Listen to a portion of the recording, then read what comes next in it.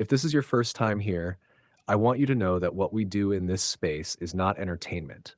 It is not inspiration in the way that word has been cheapened. What we do here is revision.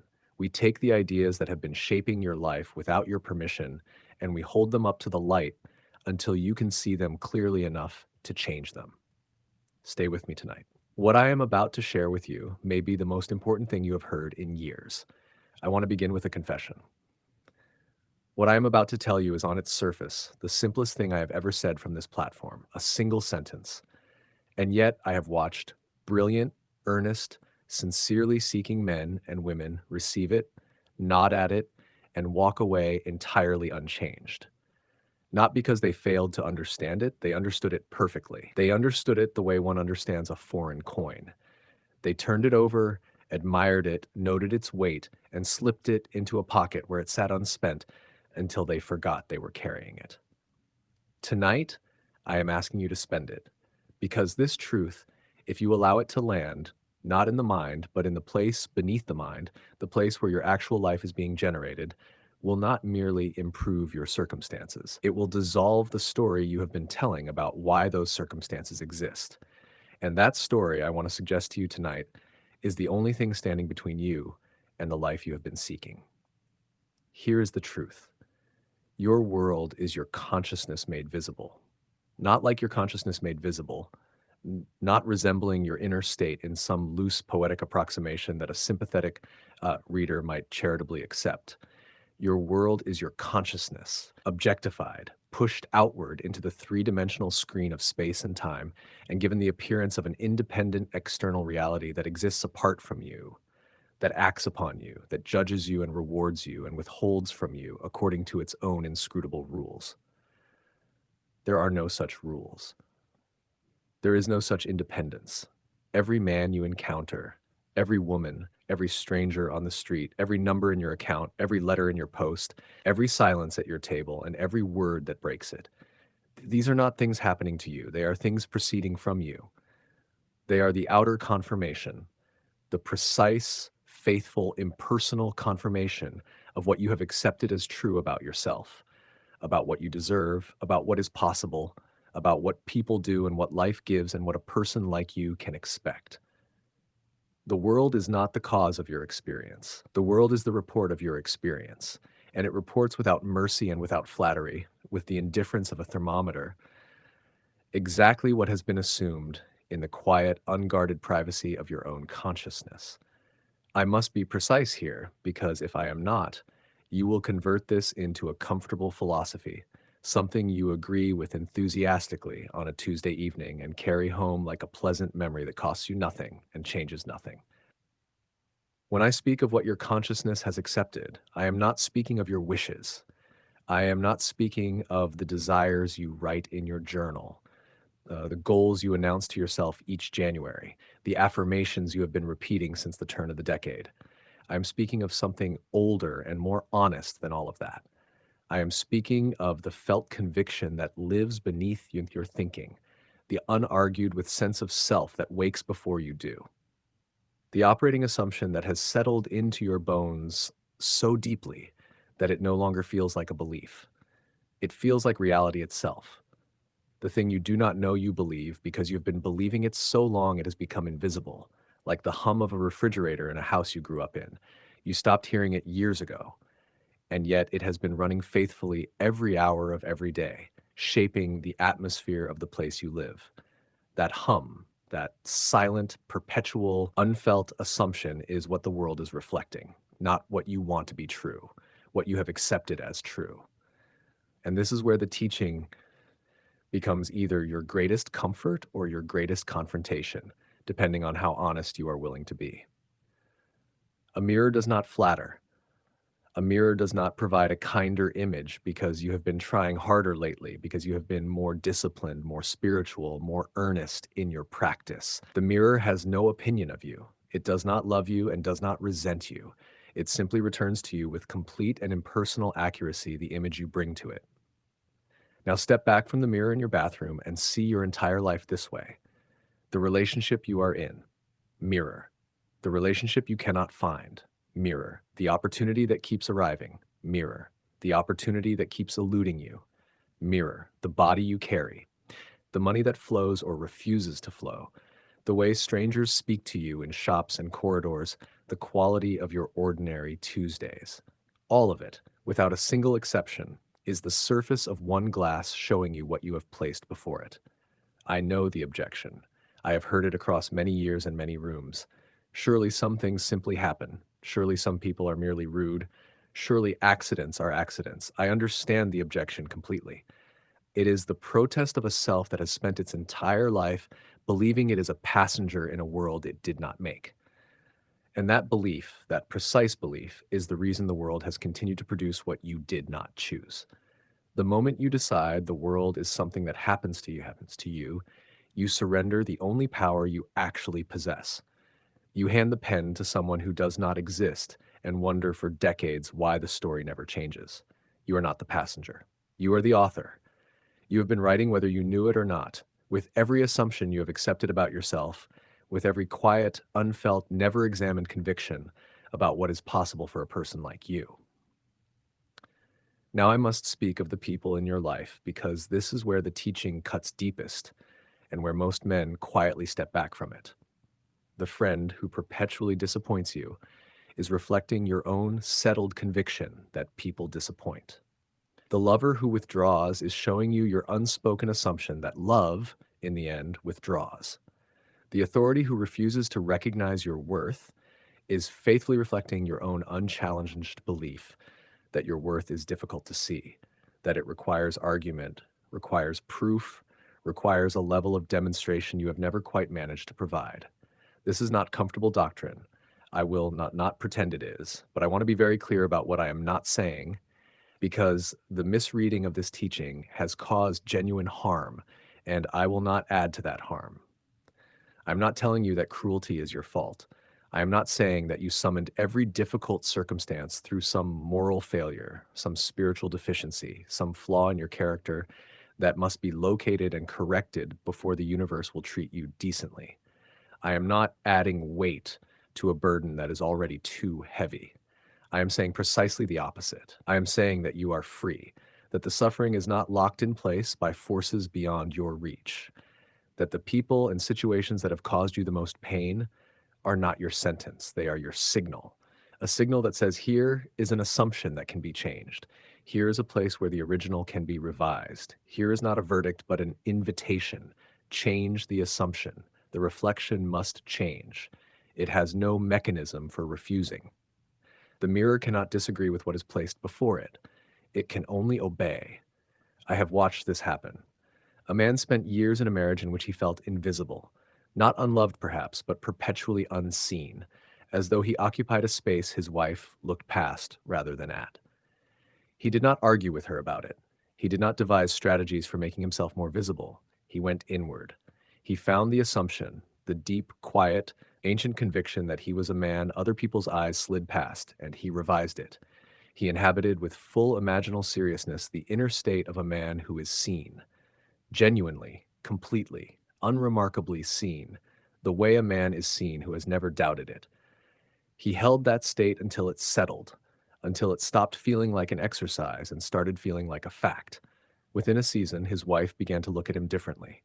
His colleagues changed. New people arrived in his life who seemed from the first moment to be responding to a version of him that had always been there, but had never before been broadcast at sufficient strength for the world to receive.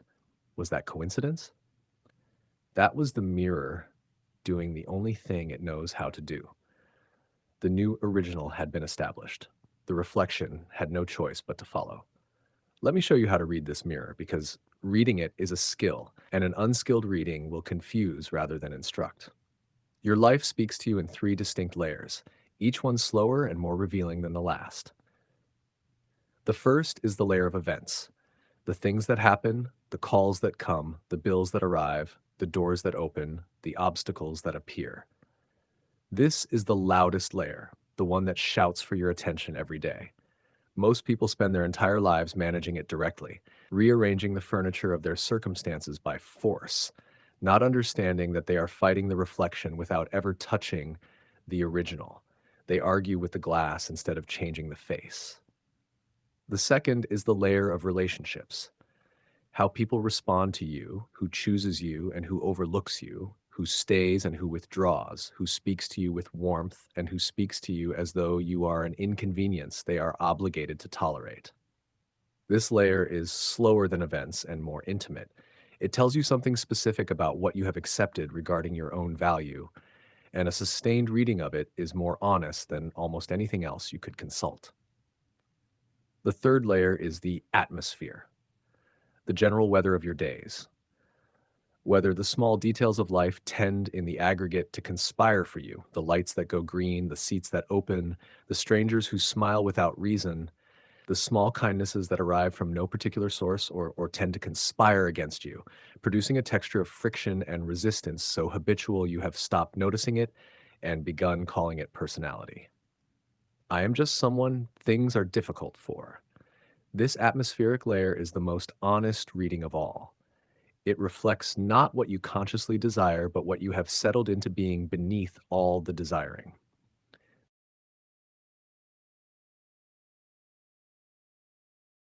And here is what I find extraordinary. These three layers are coherent.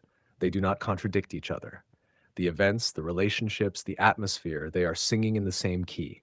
They are all the report of the same original, which means when you revise the original, all three layers begin to shift, not simultaneously. Life has weight, but the movement is real and it is total, and its direction is yours to determine. I must warn you about a misuse of this principle that I have watched cause genuine suffering in people who were sincerely trying. There is a man, and you may recognize something of yourself in him, who learns this teaching and immediately turns it into a weapon he uses against himself. He begins to read every difficult circumstance as evidence of his own interior corruption. Every rude encounter, what am I projecting? Every financial difficulty, what in me attracted this? Every disappointment, what deep flaw have I now uncovered? He walks through his days in a state of anxious spiritual self-interrogation, treating the mirror not as a source of information, but as a source of accusation. That is not how you work with this principle. That is how you torture yourself with it. The proper relationship with the mirror is neither constant nor anxious. It is occasional and it is curious. Once, perhaps twice in a day, while you step back and attend to the dominant texture of what your life has been showing you, not individual events in isolation, but the general flavor. Has the day been marked by a quality of being received or of being resisted, of things opening or things grinding? You receive this information without judgment because the mirror is not judging you. It is informing you. It has no stake in the matter. It is simply the most honest consultant you will ever have. And once informed, you do not go out and attempt to correct the reflections one by one. You return to the one standing before the glass. You return to the assumed self, and you revise. The revision happens through feeling, through the conscious, sustained act of inhabiting the state of the person for whom the desired thing is already so. Not wishing it were true, not building an intellectual argument for why it ought to be true, not trying to convince the rational mind, which will always produce objections faster than you can counter them, living from the inner certainty that it is true. Now occupying that state with the same casualness with which a man inhabits a room he has lived in for 20 years, not performing it, not maintaining it by effort, simply being there because there is where he lives. This is what Neville meant by the phrase he returned to again and again. The feeling of the wish fulfilled, not the feeling of wanting the wish, not the feeling of hoping the wish will arrive, the feeling of one who has it, the quiet, unremarkable, almost boring inner settledness of someone for whom the thing is simply how life is. That settled inner climate is the revision of the original. And once the original is revised, genuinely revised, not performed, not maintained by daily effort, but settled into, the reflections have no mechanism by which to remain what they were. The glass can only show you what you bring to it. Bring something new, and something new is all it can return. Three things, three movements that, practiced with honesty, will gradually change not your circumstances, but the source from which all circumstances flow. First, stop arguing with reflections. When something difficult appears before you, the natural impulse is to correct it directly, to fight it, to reason with it, to force it to be different. Sometimes action is appropriate and necessary, but the deeper movement, the one that actually changes the pattern rather than the instance, is to ask yourself what this is reflecting and whether you wish to go on being the original that produces it. If the answer is no, you do not stay at war with the glass. You turn inward. You revise the source. Second, stop trying to change other people. This is perhaps the most practically liberating implication of the whole teaching. Once you understand that the people in your life are playing roles that your own assumptions have, in a very real sense, cast them in, you are released from the exhausting project of arguing them into different behavior. Change the assumption. The casting rearranges. Sometimes the same person transforms without any conversation, without any confrontation, because they are responding to a new original you have established. Sometimes new people appear as though from no origin, perfectly suited to who you have quietly become. All of it is the mirror at work. Third, and most important, be tender with yourself. If the world is the reflection of your inner life, then the way you speak to yourself is the deepest transmission of all. The relationship you have with your own consciousness is the original of all originals, the source from which every other reflection flows. If you speak to yourself with contempt, contempt will be the texture of what the world returns. If you can receive yourself with patience, with something approaching the generosity you would extend to someone you love completely, the world will become a patient place. If you can forgive yourself quickly, easily, without the lengthy ceremony of self-punishment, the world will become a place of forgiveness. Tend your inner life the way you would tend something irreplaceable, because that is precisely what it is. You have not been living in a world. You have been living inside your own objectified consciousness, the account balance, the body, the beloved, the adversary, the stranger in the street, the silence in the room, the quality of your ordinary mornings. None of these have been the cause of your life. They have been its faithful, obedient, precisely accurate response, the response of the mirror to the one who has been standing before it all along. And that one, that original, has been you. Always you. Only you. This is not your condemnation. Let it land as your emancipation. Because if the world has been the reflection of your assumptions and you are the one who carries those assumptions, then you are the one who can revise them. Right now, in this moment, whatever you have been assuming about whether love is available to you, about whether abundance is genuinely possible for a person with your history, about whether you are seen or perpetually overlooked, chosen or habitually passed by, you can begin quietly and deliberately to assume something else. You can become a new original. And the mirror, which has no other function, no other occupation, no other purpose in all of creation, will have no choice but to show you a new face. Not immediately. Life has weight and the reflections settle in their own time, but you will feel it first in the atmosphere. A lightness in an ordinary Tuesday. A stranger who meets your eye with warmth and no particular reason. A door that opens an inch where all the doors have been held shut. Then more. Then larger. Then one morning you will look at the life surrounding you and understand, not as a theory you once found compelling, but as a lived, breathing, undeniable experience, that the world was never something separate from you. It was never the force arrayed against you. It was always the visible face of your invisible self. It was always your face on everything. Go and revise the original. The mirror has been waiting, as it always waits, with perfect patience and perfect obedience, for the one standing before it to decide who they are. Decide. If this reached you tonight, if even one sentence landed in that place beneath the mind where real change begins, then please share it with someone who needs to hear it. Every share places this in front of someone who may have been waiting for exactly these words without knowing it. Subscribe to Stories and Quotes B so you do not miss what comes next. There is more to uncover, and none of it will cost you anything but the willingness to look honestly at the glass. I will see you again soon. Good evening.